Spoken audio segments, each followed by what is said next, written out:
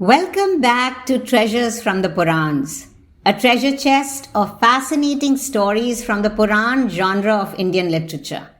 The word Puran means ancient in Sanskrit. Covering a wide range of topics, particularly legends and other traditional lore, the Purans are known for the intricate layers of symbolism depicted in their stories. Today I bring you the story of the birth of Buddha. Sage Suta said to the sages gathered in Naimisharanya, or the Naimish forest, "O sages, I will now tell you the story of the birth of Buddha." Brihaspati was the guru of the Devatas and lived in an ashram or a hermitage with his wife Tara. One day, as he sat under a tree, teaching his disciples as usual, he looked up to see a newcomer enter the premises. The young man walked up to him and bowed. Brihaspati was immediately struck by his striking good looks. It was as if every part of his body was crafted by some divine artist. He had the kind of beauty which would make you want to look at him again and again. "Who are you?" asked Brihaspati, staring at him. "I am Mother Anusuya and Sage Atri's son," he replied. "My name is Chandra. Please bless me and accept me as your student. My father has sent me here to learn from you." Brihaspati gave his blessings and accepted him as his student, and thus Chandra joined the ashram. He was one of the older students. Brihaspati's wife Tara, who was exceptionally beautiful herself, was fascinated by the handsome Chandra and fell in love with him. Now, apart from studying the scriptures and doing whatever the guru told him to, a part of the student's duties was to attend to daily chores of the hermitage, the instructions for which were given by the guru's wife. Tara, besotted with Chandra, started creating opportunities to be alone with him. And it wasn't long before Chandra reciprocated Tara's sentiments and the two fell madly in love with each other. They would plan secret rendezvous. Soon Chandra proposed that they go away somewhere where they don't have to meet secretly and can stay together all the time. "Where can we go to, Chand?" asked Tara with a smile. "To your father's hermitage?" "No," replied Chandra. "Vishwakarma has built a palace for me where I am supposed to live after my studies are complete. I don't think I will be able to stay here and learn anything more now." So the two went off by themselves to live in Chandra's palace, which had been built by the divine architect Vishwakarma. When Brihaspati found out that Chandra and Tara had gone away together, he was most distressed and sent a pupil of his to escort Tara back. But Tara refused to return. The pupil was sent back again and again to no avail. An angry Brihaspati then himself came to Chandra's abode and called him. An arrogant and smiling Chandra emerged from his palace. "O Chandra, why are you committing this vicious act contrary to dharma? I am your guru, you stupid fellow. Why are you keeping my beautiful wife with you? You are committing a great sin. You better let the enchanting Tara return to me, because if you don't, I will curse you." On hearing his distressed guru's words, Chandra replied, "Those who know the scriptures and are devoid of anger are to be worshipped, and those who have not conquered their anger are not to be worshipped. The beautiful Tara will surely return to your house. What is the harm if she stays with me for a few days? She has come of her own free will and will return when she wants to." Brihaspati, angry and extremely distressed, left immediately on hearing this. But a few days later, sorrowful at the separation, returned to Chandra's palace again. This time he was stopped at the gate by the gatekeepers. Brihaspati was livid. "What a rogue this Chandra is," he said. "The Guru's wife is like one's mother." Chandra now stepped out of his palace and spoke harshly to his Guru. "O sage," he said, "why are you needlessly wasting your stock of words? A hermit's dwelling is not the right place for the enchanting Tara. Go and find some ordinary-looking woman as your companion. In spite of all your learning, you know nothing about the Kama Shastra or of amorous passions." "Go away, you stupid man," he continued.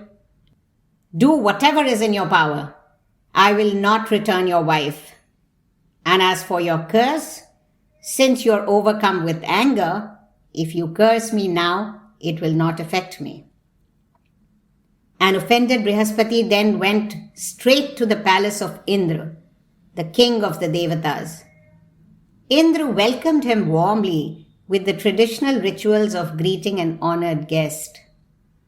After Brihaspati was comfortably seated, Indra asked him why he looked so anxious. "Have you been insulted by anyone in my kingdom?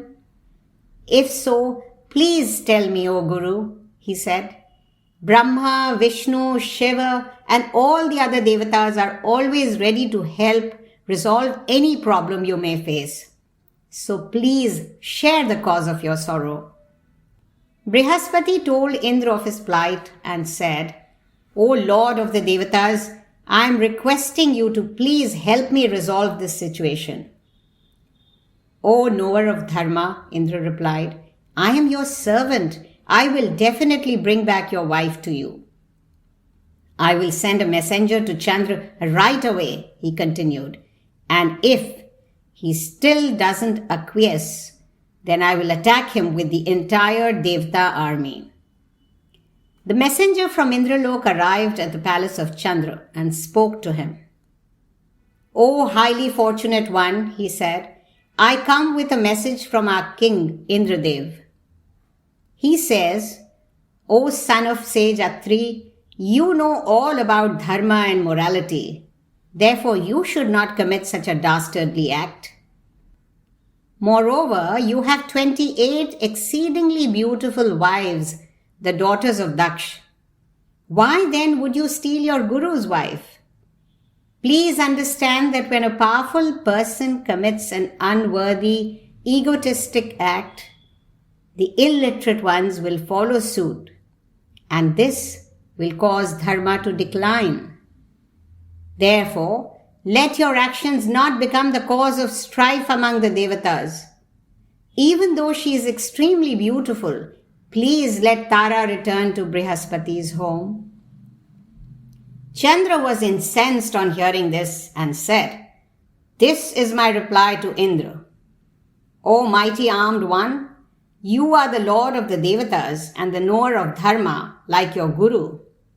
Many people can show their learning by giving advice to others, but very rare are those who will act upon their own advice when the occasion arises. I have done nothing wrong according to the scriptures. Why then do you talk of strife when I am enjoying the company of a woman who has willingly come to me? Moreover, only people of low intellect think of women as objects to be owned. Happiness in a home exists when the wife and husband are satisfied with each other. How can it exist in a home where the wife is dissatisfied? So happiness as a householder is not possible for Brihaspati as Tara is dissatisfied with him.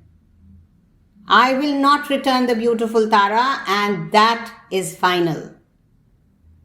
O thousand-eyed one, he continued, you are called thus because of the ignominy of once having 1,000 vagina marks all over your body because of a curse. But I suppose you can get away with it, as you are the king of the Devatas.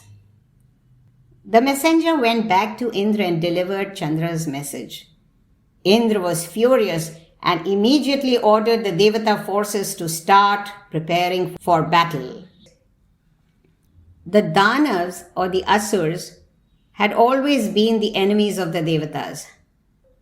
So when their guru Shukracharya heard of this, he went to Chandra and said, "O highly intelligent one, do not return Tara.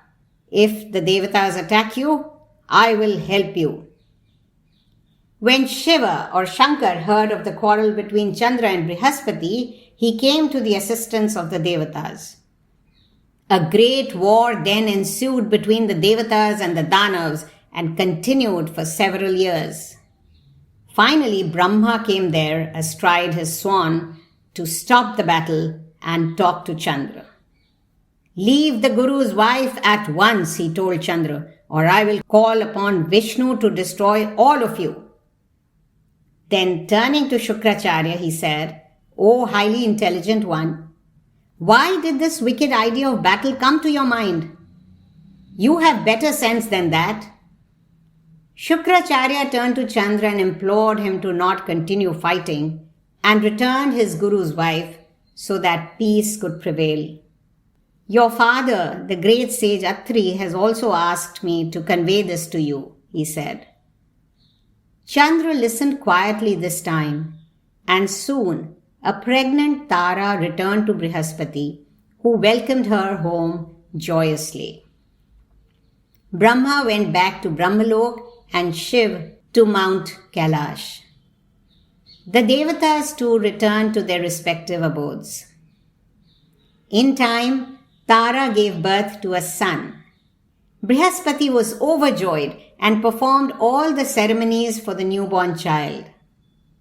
Hearing of the birth, Chandra sent a messenger to Brihaspati.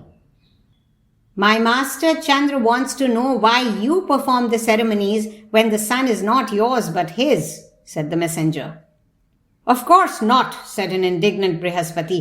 "There is no doubt this is my son. He resembles me too." When Brihaspati said this, the war clouds started gathering once again.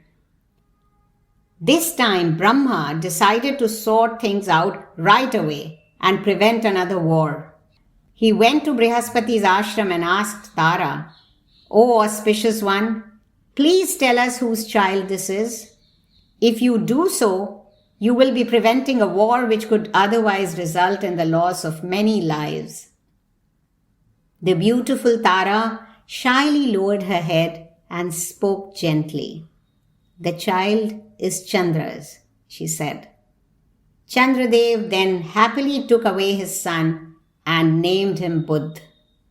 Brahma, Indra and other Devatas returned to their respective abodes once again, as Tara and Brihaspati continued to live on in Brihaspati's ashram.